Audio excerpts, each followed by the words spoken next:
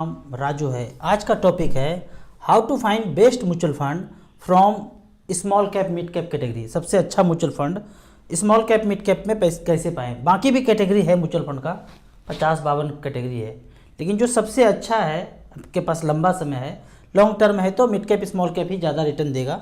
तो mid cap small cap में बेहतरीन फंड कैसे सेलेक्ट करें, इसके लिए यहाँ पे देखते हैं। पहले स्मॉल कैप का बात करते हैं। एक चीज़ देखते हैं कि जिसमें AUM ज़्यादा है उसमें नंबर ऑफ स्टॉक्स कितना है, और जिसमें AUM थोड़ा सा कम है उसमें number of stocks fund manager ने AMC में कहाँ कहाँ पैसा डाला है।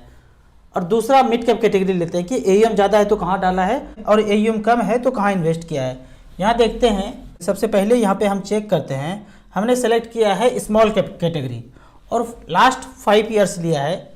तो यहाँ पे देखते हैं AUM वाइज हमने यहाँ पे सेलेक्ट कर लिया है। AUM वाइज मतलब जिसमें सबसे ज़्यादा पैसा है वो ऊपर है। Nippon, SBI, HDFC 14,000 crore, 11,000 crore, 8,000 crore, 8,000 crore, इस तरह से करके है। तो हमने यहाँ पे सेलेक्ट कर दिया HDFC स्मॉल कैप 14,000 करोड़ है। यहाँ पे देखते हैं HDFC स्मॉल कैप, यहाँ पे सेलेक्ट किया है HDFC स्मॉल कैप। तो नंबर ऑफ स्टॉक देखते हैं, यहाँ पे लगभग 8,000 करोड़ का फंड है। इस AMC के पास 8,000 करोड़ है। तो यहाँ नंबर ऑफ स्टॉक देख लेते हैं। टोटल हमने यहाँ पे सेलेक्ट किया है। यदि 8,000 करोड़ है तो नंबर ऑफ स्टॉक्स कितना है, और उससे कम है तो नंबर ऑफ स्टॉक्स कितना है। पोर्टफोलियो होल्डिंग, तो यहाँ देखते हैं सीरियल नंबर दिया हुआ है, नंबर ऑफ स्टॉक्स है ये सारे में। अगर 100 रुपया भी HDFC स्मॉल कैप में कोई लगाते हैं तो इतने स्टॉक्स में आपका पैसा डाइवर्सिफाइड हो जाता है।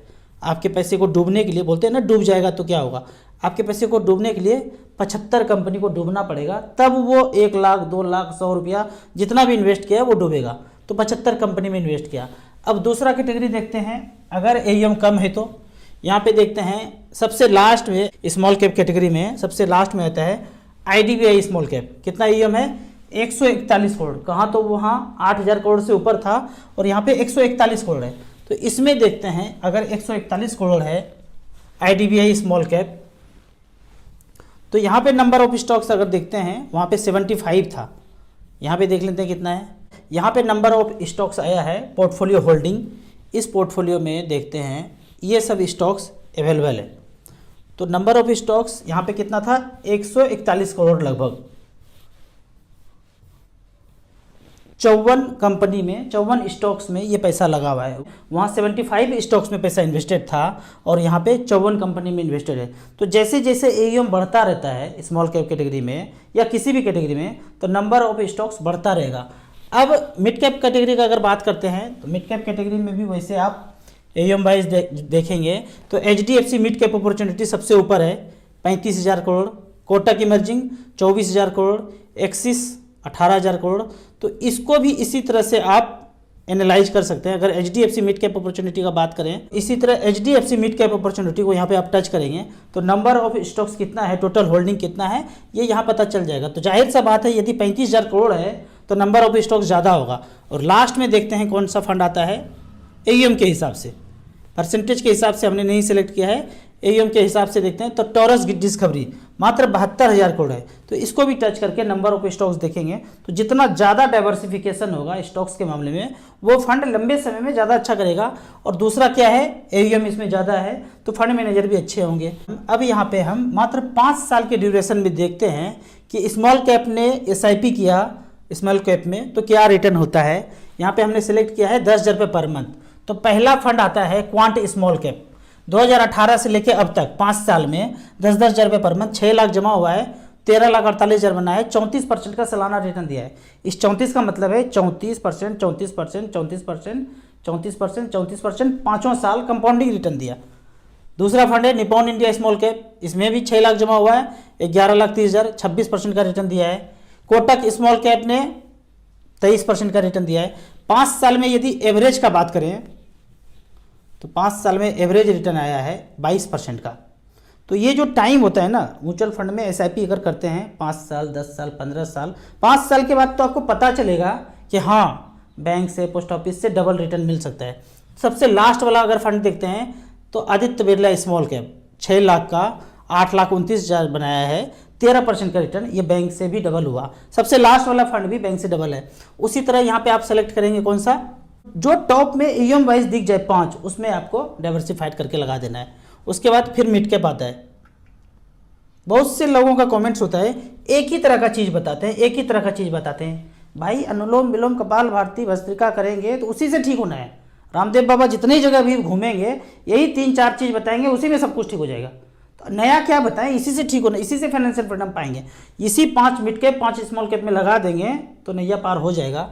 यहाँ पे देख लेते हैं 5 साल में। फिर यहीं पे क्वांट का ही फंड आता है, क्वांट मिड कैप। इस फंड में 10-10 रुपये पर मंथ किया, 6 लाख का 10 लाख बनाया। हालांकि यहाँ पे 1600 करोड़ का ईएम है, 1665 करोड़ का, तो बचना है। ज़्यादा ईएम जिसमें है उसमें लगाएंगे तो लंबे समय में ज़्यादा अच्छा है।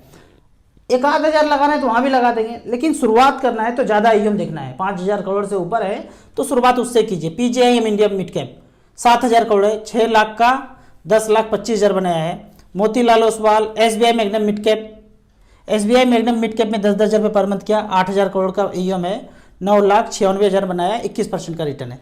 तो इस तरह से करके मिड कैप स्मॉल कैप आपको सेलेक्ट करने जा रहा था, अचानक से आपका ये वाला वीडियो देख लिया। क्या लिखा हुआ है, लास्ट 15 ईयर्स और mid cap. HDFC mid cap opportunity में 2008 में 25 लाख रुपए वन टाइम लगाया था, कोई प्लॉट फ्लैट इधर उधर नहीं किया था।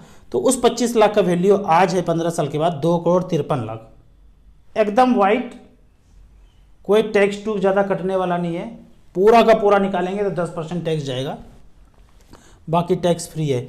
यूटीआई मिड कैप, नाम पहली बार बोल रहा हूं मैं। यहां पे 25 लाख रुपए वन टाइम डाला था, इसमें ईएम देखेंगे 6952 करोड़, सारे लोगों ने पैसा इन्वेस्ट किया है। 25 लाख वन टाइम का वैल्यू है 1,90,00,000। Invesco India mid cap 25 lakh का वैल्यू है 1,85,00,000। अगर सबसे लास्ट वाला फंड देखें पिछले 15 साल में मिड कैप ने क्या बनाया है, तो सबसे लास्ट वाला फंड है taurus discovery mid cap, 25 lakh का वैल्यू बनाया है, 80 लाख रुपया, 8% का रिटर्न दिया है। वो भाग गया, डूब गया, हिरा गया, उस तरह वाला फंड हुआ। एकदम मिनिमम रिटर्न 8% दिया है, भागा नहीं है, डूबा नहीं है। एवरेज रिटर्न 12.92, तो एवरेज 12.92 पे अगर जाएं, 11% हो गया, 11% हो गया, 12% पे आया, या 12.54 पे आया, 12.92 पे एग्जैक्ट एवरेज के रूप में उस 25 लाख का वैल्यू बना है टाटा मिड कैप में 1,54,00,000। मतलब एवरेज 25 लाख का वैल्यू 1.5 करोड़ हुआ है। आप याद कीजिए 2008 में आप कहाँ पोस्टिंग थे या क्या जॉब कर रहे थे। कॉर्नर वाला बर्फी साइज का टुकड़ा खरीदा था, वो कितने का बेच रहे हैं। अरे हम क्यों बेचेंगे, हमारे तो पोता पोती के लिए है, बच्चे के लिए, बेचने के लिए सोचा ही नहीं कभी। एक बार खरीद लिया तो खरीद लिया, कभी बेचना ही नहीं है। हमें ज़रूरत क्या है। अगर ऐसा करके सोचेंगे कि बच्चों के लिए, पोता पोती के लिए, फिर तो कितना पैसा कर देगा ये आप कैलकुलेट भी नहीं कर सकते हैं। ये जस्ट 15 साल का बात है कि 25 लाख का 1 से 1.5 करोड़ तो एवरेज के रूप में हो गया।